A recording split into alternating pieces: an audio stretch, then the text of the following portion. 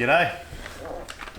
Today I've just put the Hilux into the garage just to do a little bit more maintenance after Cape York on it. I did actually forget when we got back that one of the body mounts got lost in the tray. So I ordered a couple more body mounts from Lux Lifts last week, and I've just gone down to Bunnings and accompanied that with some Loctite. So the kit did come with nylon lock nuts, but in the back of these Hiluxes, a lot of the nuts are actually in part of the subframe. So I didn't use Loctite, so I've learnt by that. But then in saying that, the corrugations up at Cape York was so mental. So anyway, so I've bought two, just one to replace the one that was missing, and one to have as a spare if it ever happens again, basically. But so today I'm just getting in underneath there and just replacing that, and I'm going to take the rest out and Loctite the whole lot and put it all back together. But just before I do that, since the earlier video went up, I think it was February, I've had a few questions about the body lift, and I just thought it'd be good to do a follow-up video and basically answer a few of those questions and shed some light on some other issues that I've had since, but which there isn't really any of them except for losing one, but I don't think that's anyone's fault except just the nature of the beast up there. But anyway, we'll get into it, and I'll just answer a few questions and make a few more points on it. Anyway.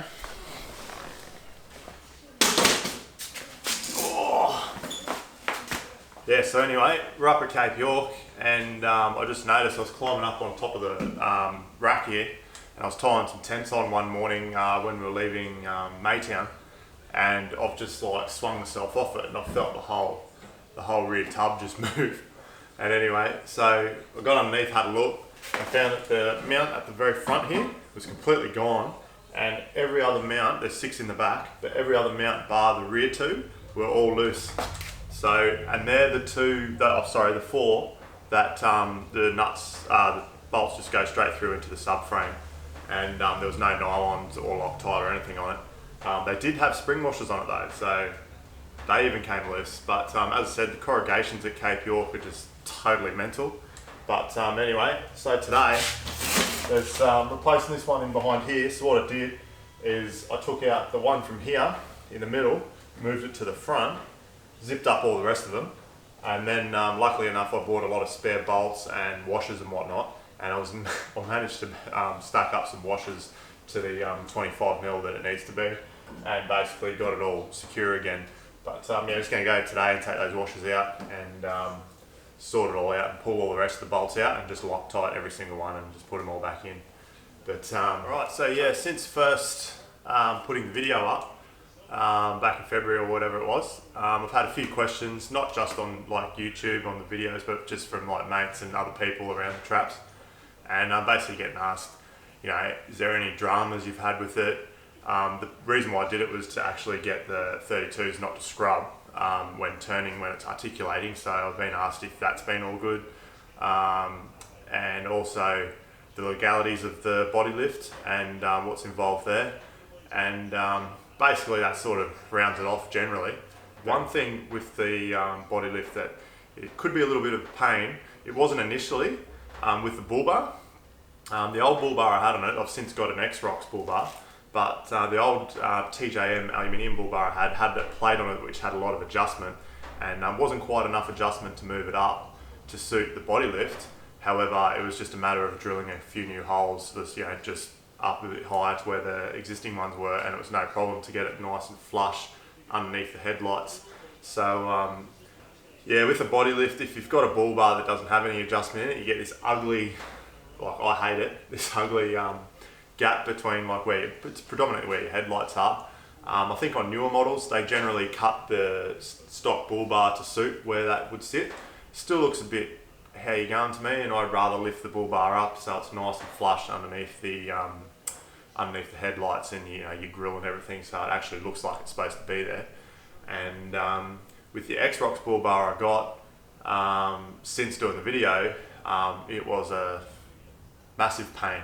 So with X-Rocks, it could be with other brands of bull bars, I'm not quite sure, but with the X-Rocks you've got basically an option for standard height in regards to body lift, standard height brackets that bolt on, and then you've also got a 2-inch option to lift it up to suit a 2-inch body lift. in hindsight, if I got the bull bar first, I would have got a 2-inch lift. But as I said, the initial reason was to just stop these tyres from scraping, which it has done. But anyway, the bull bar was a bit of a mucking around, but luckily Jake's Metal Fab, shout out to him, he helped us out one afternoon, and we basically modified the mounting brackets for the bull bar, and we were able to get it nice and flush underneath the bottom of the headlights and the grille and everything, so it actually looks like it's supposed to be there now. But in regards to the tyres, so the tyres, they didn't scrape initially, and I thought I was home and hosed. However, I still had to, basically when I was on a track a couple of times, I was like, almost full lock, and you're on a bit of an angle or whatever, and the tyres were tucked up, flexing on the Hilux. The tyres were tucked up a bit, and they just, bloody flies over it. I just noticed that they were still scrubbing ever so slightly. So rather than put up with that, I thought, nah, I've got to sort it out. So I just had a look at it and basically mounted gutters and mounted some rocks and whatnot just to see how it was actually doing it, because I thought putting the 1-inch lift in it was enough to get, sort the problem out. There's like a little, on this model, there's a little pinch weld that comes down at the back of the wheel arch. And so basically, just got the hammer out, gave it a bit of a belt and a bit of a touch up, and just folded it around and tucked it in. And when that wasn't enough, I just got a grinder out and just ground it down so it was nice and smooth, so it wasn't going to actually harm the tyre if it did hit again. And since then, hasn't done anything. So basically with a 1-inch lift and the grinding that pinch weld back on this particular model Hilux, all good. But I'm presuming that a lot of cars are probably designed the same way, especially Hilux. They've probably got like a bit of a pinch weld there at the back of the wheel arch.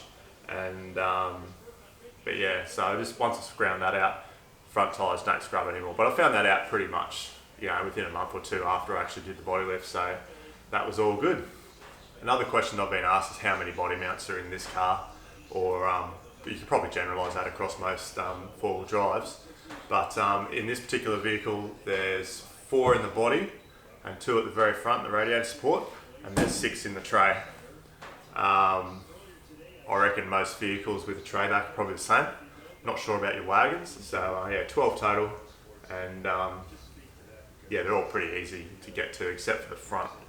So as I said in an earlier video, that would be a bit of a bastard, but yeah, the front of the radiator support, it's quite hard. Well, it's not hard to get to them, but it's hard to get them out most of the time just because they've copped all the weather, all the dirt and grime and everything, and so they seize up a little bit. So spraying with WD-40 and everything, half an hour to an hour before you start to actually rip them out is the way to go. I was asked also what the blocks were actually made out of.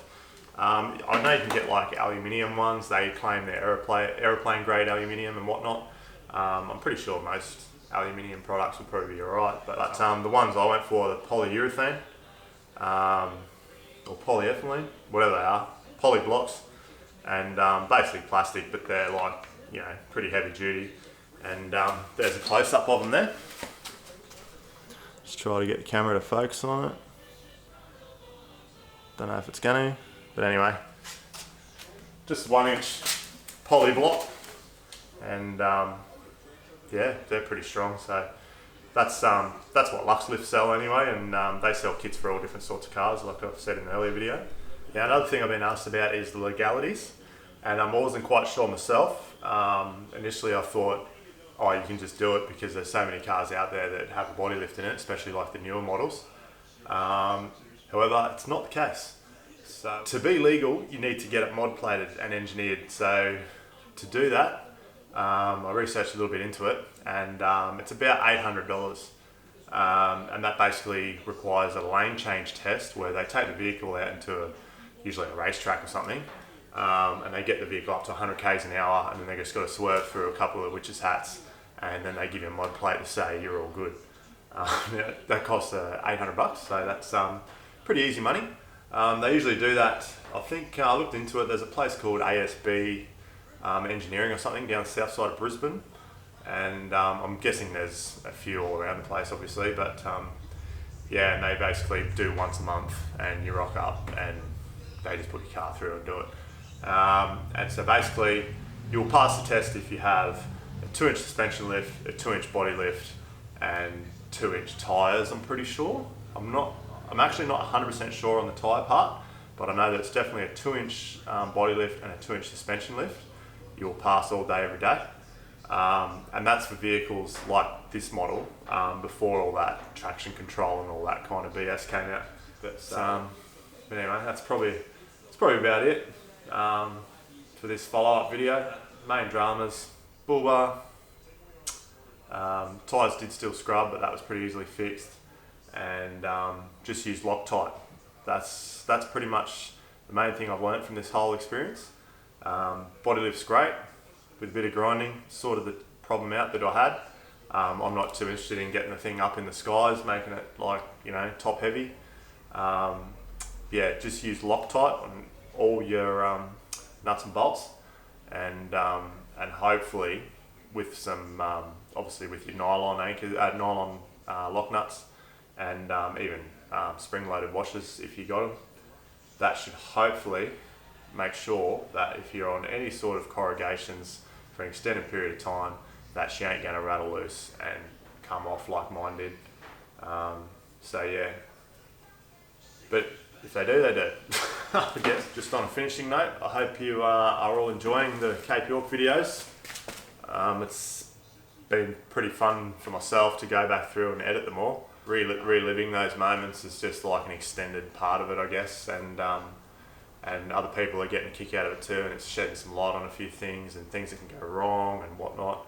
I've been asked a multitude of times now to do a video about how much it actually costs, like realistically. So I'll do that in the future too. Yeah, I've also been asked to do a rundown of the Hilux, just do a rundown on everything I've done to it, which isn't a hell of a lot, but I mean, it's done what it's done, and it's just a great, reliable vehicle to have. And yeah, being a V6 petrol too, that also gets a lot of people talking. And yeah, there's a lot of pros and cons for the diesel and versus petrol. And I think in the coming years, I think we'll see petrol slowly make its way back around to being more popular.